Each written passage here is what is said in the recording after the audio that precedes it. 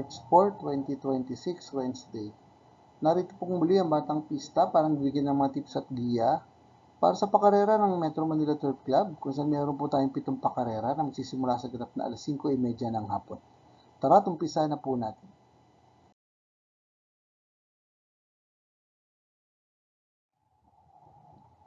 Race number 1, the start of winner take all, covering races 1 to 7 with a distance of 1,200 meters. Clear all and above maiden race placers. Dito po sa race number 1, 2 horse race lang po ito between entry number 3, Got Talent and Merlock Falls. Pero dito po ako sa entry number 3, Got Talent. Si Got Talent po ay lumaban last February 26. Sa karera po ng Philippine Jockey Club sa distansya 1,200 meters at sa kwenta na ng preba 115.6. Nang siya ay pumangatlo sa mga kabayan sila Go Emma Go at Blue Scholar. Ang last run niya po sa Metro Manila Turf Club sa distansya 1,200 meters ay nagawa niya last February 4 kung saan siya po ay tumakbo sa kanya pong Lobato race at nagpreba po ng 116 sarado. Panigundo ko na rin po entry number 6, Merlock Falls na huling lumaban po. Last February 18, dito na po sa karera ng Metro Manila Turf Club sa distansya 1,200 meters sa kwenta ng preba 115.6. Nang siya ay nasigundo sa nananong kabayan si Miss Bow. Pinalo niya po dun sa datingan ng tumersero si Alapa. Good luck po. Race number 2, the start of pick 6, covering races 2 to 7 with a distance of 1,200 meters. Pinakam rating based on the capping system race class 4, 42 to 56 feet. Dito po sa race number 2 pang premiera ko po, entry number 5, Golden Opportunity. Si Golden Opportunity po ay lumaban last February 18. Dito na po sa karera ng Metro Manila Turf Club sa distansya 1,200 meters at sa kwenta na ng preba 115 sarado. Nang siya ay na segundo llamado, ngunit pumangatlo lamang, sumakabayan sila Stephanie at Gentle Force.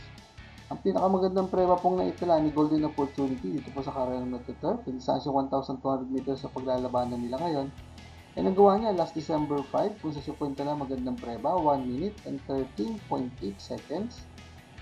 Nang siya ay nasigundong dikit sa nanalong kabayan si Calendar Girl.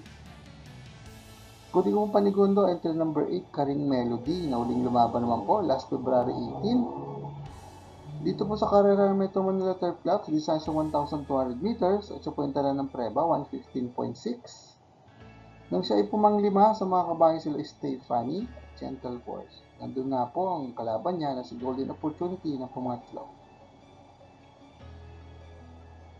Ang pinakamagandang preba niya pong naitala dito po sa karera po ng Metro Manila Turf Club sa distansya 1,200 meters ay nagawa niya last June 18 pa kung saan siya po ay nagpreba ng 114.8 nang siya ay pumangatlo sa mga kabayan sila Predis Cutie at Tugatong. Corpo pa Tercero Diado Calok Numero 1 Primavera na uling lumaban po last February 21. Dito po sa karera ng Metro Manila Turf Club sa kwenta na ng preba 129.6 nang siya ay nasigundo sa nananong kabayan si Bohemian. Ang pinakamagandang preba naman po niyang naitala sa distansya 1,200 meters na paglalabanan nila ngayon ay nagawa niya last July 30 pa kung sa siya po ay nagsimpo na magandang preba 1 minute and 13 seconds nang siya ay nasigundo sa nananong kabayan si Brown Missile. Pinalo niya po dun sa datingan ng tumersero na si Batang After 7. Good luck po. Race number 3, the start of pick 5, covering races 3 to 7 with a distance of 1,200 meters. Pinakam rating based on the capping system race class 5, 17 to 41 split. Dito po sa race number 3, pang-premiera ka po ang sa laban, pero Dihadong Kalhok, entry number 7, 14 de Oktubre, na uling lumaban po sa kanya pong barrier race, last February 20. Sa distansya 1,200 meters, dito po sa karera Metro Manila Turf Club, at siya po ay nagpreba lamang ng 1 minute and 21 seconds. Ang last official run niya po ay nagawa niya last November 29. Dito po sa karera Metro Manila Turf Club, sa distansya 1,400 meters, at sa kwenta na ng preba lamang na 1 minute and 31 seconds.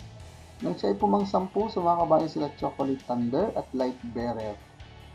Pero bago po yung last November 23 sa parehas sa distansya at karerahan, Sa kwenta na mas magandang preba, 127.8. Nang siya ay pumangatlo, sa mga kabayan sila Bohemian at high quality.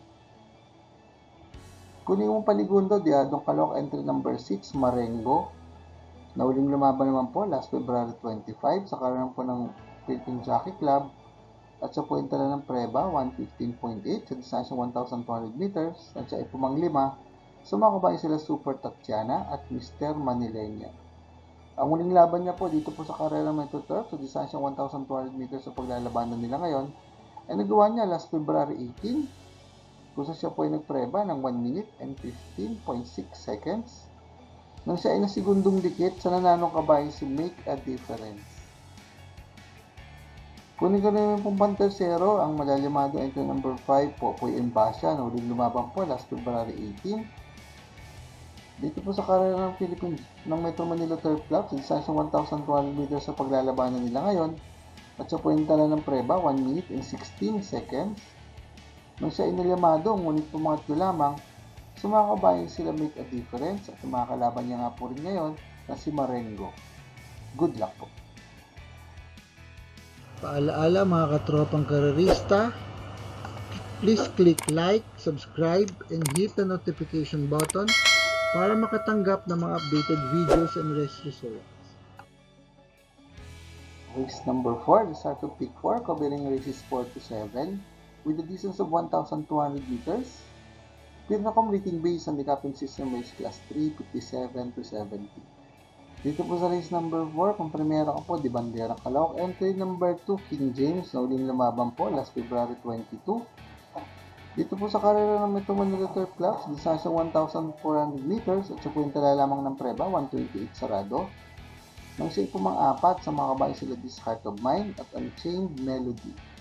Pero bago po yung last February 7 sa pares sa distansya at karerahan, sa puwenta na mas magandang preba, 126.8. Ang tinalo niya, mga kabayan sila Goddess Soteria at Natasha. Ang pinakamagandang preba niya po na itala sa distansyang 1,200 meters sa paglalabanan nila ngayon. Dito po sa karera Metro Turf ay nagawa niya last December 3 kung saan siya po nagpreba ng 1 minute and 12.4 seconds. Nang siya inilamado, ngunit pumanlima lamang, sumakabayan sila Manila Bay at Dream Girl. Paligundo ko na rin po rito ang at sa tiyempo na entry number 7, Iron Edge, na uling lumaban naman po.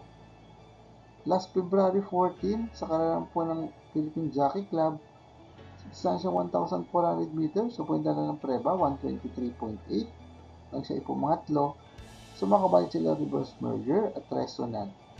Ang pinakamagandang preba naman niya pong naitala sa distansyang 1,200 meters, ito po sa karera Metro Turf, ay nagawa niya last January 7, kung saan siya po ay nagtiyempo na magandang prebang 1 minute and 10.6 seconds.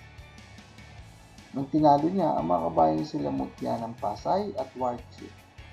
Good luck po.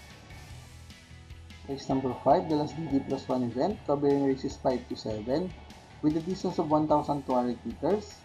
Pinakam rating based on the Captain System Race Class 5, 17 to 41 split.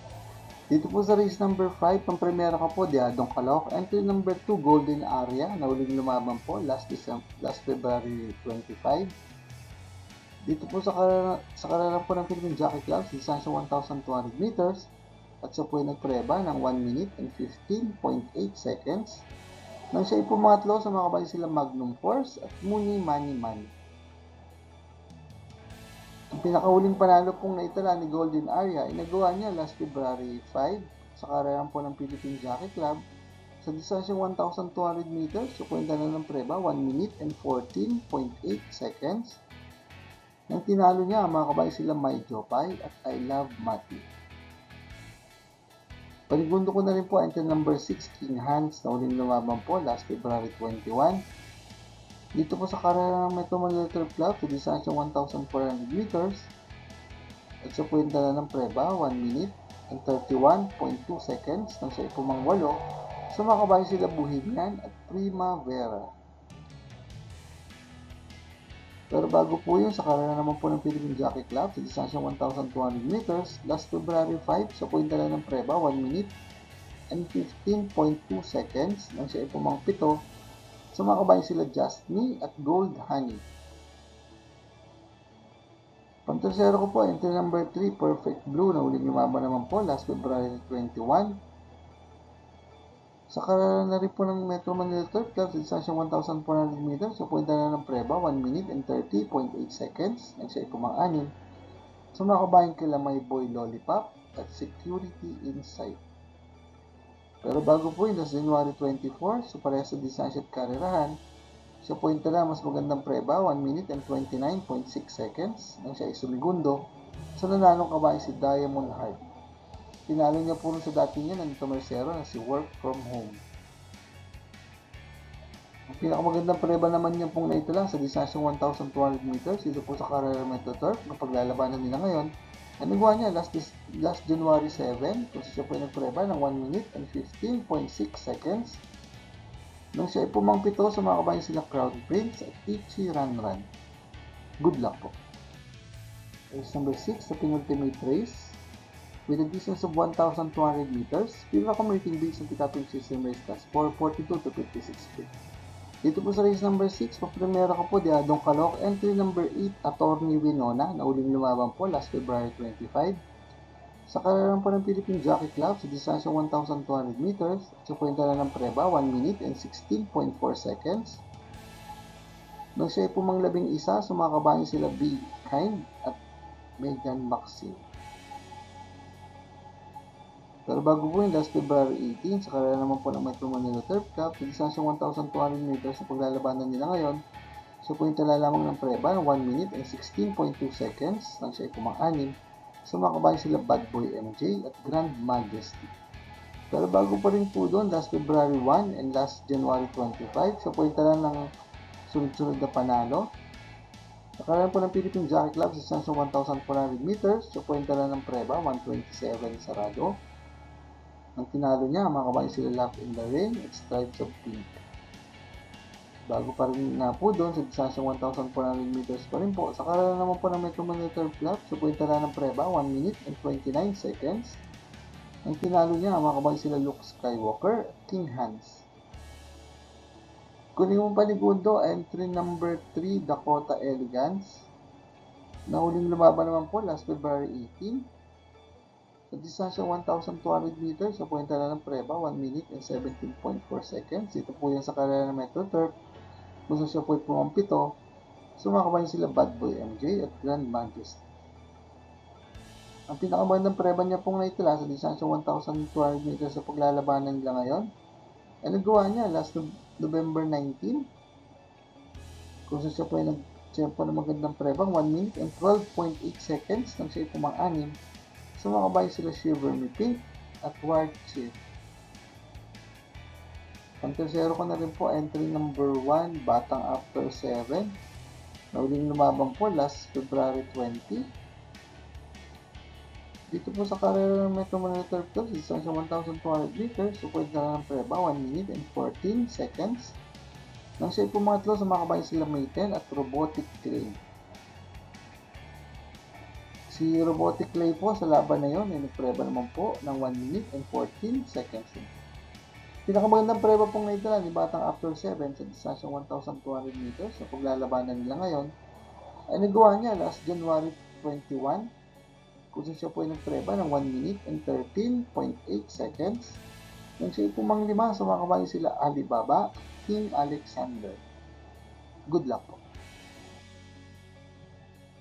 Race number 7, the last race of the day with a distance of 1,200 meters. Pinaka-rating base ang Pickupping System Race Class 442 to 56 feet. Dito po sa race number 7, paprimera ko po Diadong Calooc, entry number 7, Backpage. Na uling lumaban po last February 22. Sa distansyang 1,400 meters, dito po sa karera ng Metro Manila Turf Club, siya po yung nagpreba ng 1 minute and 30 seconds. Nang siya ay pumang-apat sa mga kabayan sila High Maintenance at Controller. Pero bago po yung last February 13, sa karera naman po ng Philippine Jockey Club, sa distansyang 1,200 meters, sa puwenta na magandang preba, 1 minute and 12.8 seconds. Ang tinalo niya ng malayo, ang mga kabayan sila Maydad Bogart at Amor ni Amor. Panigundo ko na rin po ang malalamado dito, entry number 5, Calendar Girl, na uling lumaban po last February 21. Dito po sa karera Metro Manila Turf Club sa distansyang 1,400 meters, sa puwenta na ng preba, 1 minute and 28.2 seconds. Nang siya ay pumang-anim sa mga kabayan sila extraordinary at sweep 100.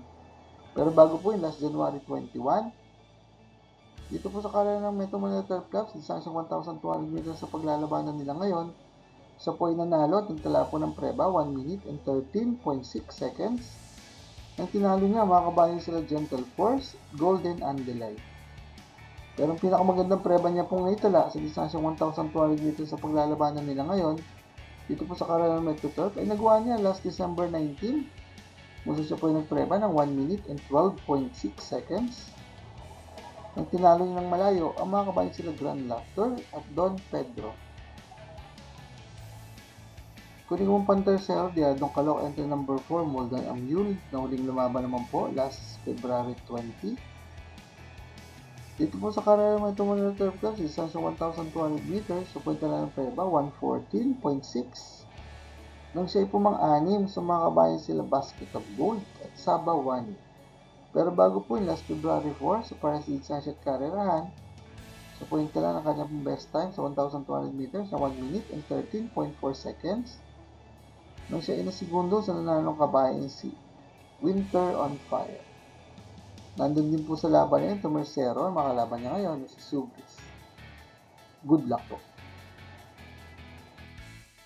For the complete results of these previous races, you may watch the Batang Pista Rewind results and dividend.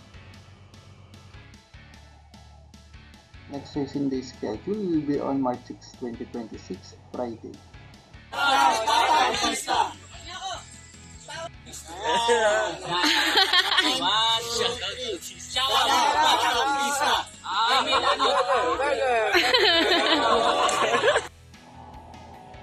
Shoutout po natin sa mga Batang Pista favorite jockeys natin na si Jackie Nelson Esteban. Maraming salamat din po sa ating mga bagong subscribers at mga kapista. Sa mga tanggap na updated races, sold dividends at mga sa karera, please like, share, and subscribe sa ating Batang Pista channel. Click ang notification bell para makareceive ng mga bagong videos. Paalaala mga kapista, ng karera po ay tindibangan lamang at gamitin lamang pong sobra sa asset at kakayanan. Good luck and happy racing to all!